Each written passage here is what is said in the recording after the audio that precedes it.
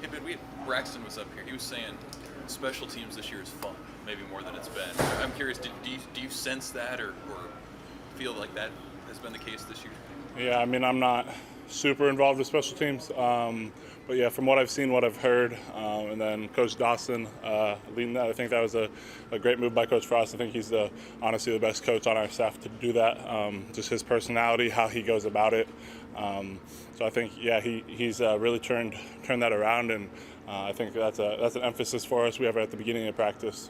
That's our main focus. We know that's been a liability for us in the past, and we're hoping to turn it into an asset. How can you tell just in a camp setting that special teams could be better or might be better based on what you've seen? Yeah, I mean, special teams, a lot of it is, especially in practice, a lot of it's just effort, honestly. It's a ton of running for those guys, and so a lot of it's really just bringing energy and effort. And so from what I've heard, I'm not in the special team meetings, but from what I've heard, it's been really good. Coach and Andrew said Ty Robinson has really kind of improved on the technical side of the game. Do you kind of see similar strides from him? Yeah, for sure. I think he's obviously still a young kid, and so as the years go on, it's something I've preached to him. Just from what I've learned is just because you're a year older here doesn't mean you're a year better, a year more mature, and so I've really, I guess pounded that in his head because it's something I wish people would have told me. It goes fast, and you have to be diligent about what you're doing and have a focus and a purpose every day to make that happen. It doesn't just happen naturally. Has he been very receptive to that kind of advice you've given him? Yeah, without a doubt. He's definitely willing to learn. He's a smart kid, and he wants to be great. Hey Ben, I know you're about to get into the Illinois prep, but kind of the camp as it's winding down, what's sort of your review of it? How do you think it went for the defense? Did you see guys keep their intensity throughout it? Yeah, for sure. I think this was practice 15, and we've only had, I don't know, maybe 3. I guess we had 2 days off before today. So I think we've had 4 total off days throughout that time. But up until this last break we'd only had 2 off days and 14 practices. So yeah, it's definitely a grind for guys, and it's been the best that I've seen it, just intensity-wise. As far as not having drop-offs, lulls. I mean, really, I think energy-wise, we've had like 1 day outside in the middle of camp. Energy-wise, that wasn't it. But other than that, yeah, it's been good. Nick Henrich was saying how he's noticed the offensive line is really firing off the ball coming at him. Have you noticed a concerted effort for more of a downhill running game from the offense this year? Yeah, for sure.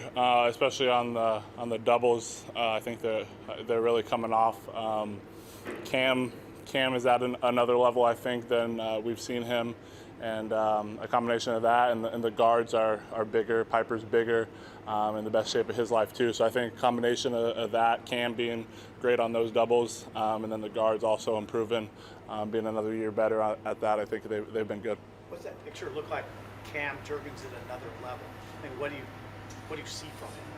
Yeah, obviously he transitioned to center, 2-3 years ago.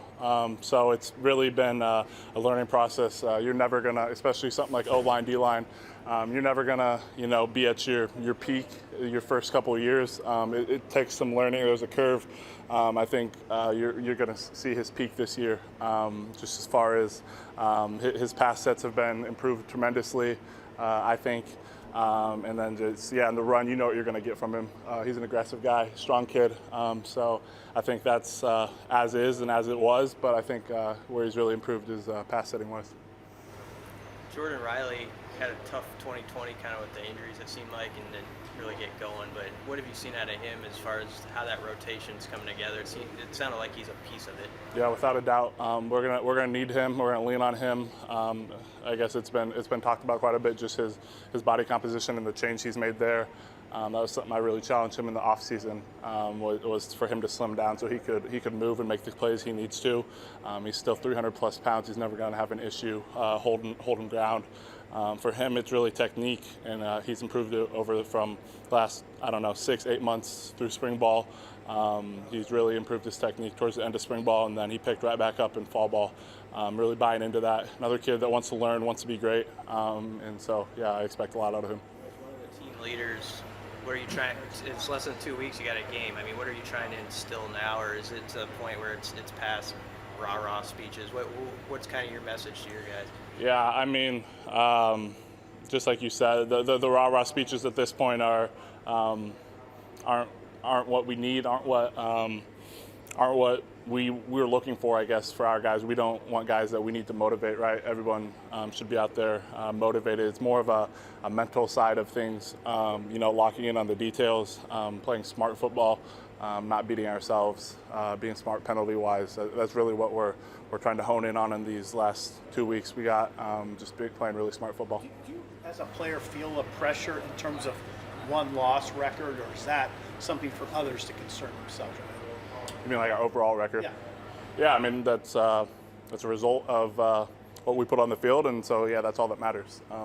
Nothing else matters besides that. There's no moral victories. You win or you lose, and that's all that matters. Casey Rogers was saying that he described the young guys in your room as sponges. Would you agree with that sentiment? What's impressive about those guys? Yeah, definitely guys that are eager to learn.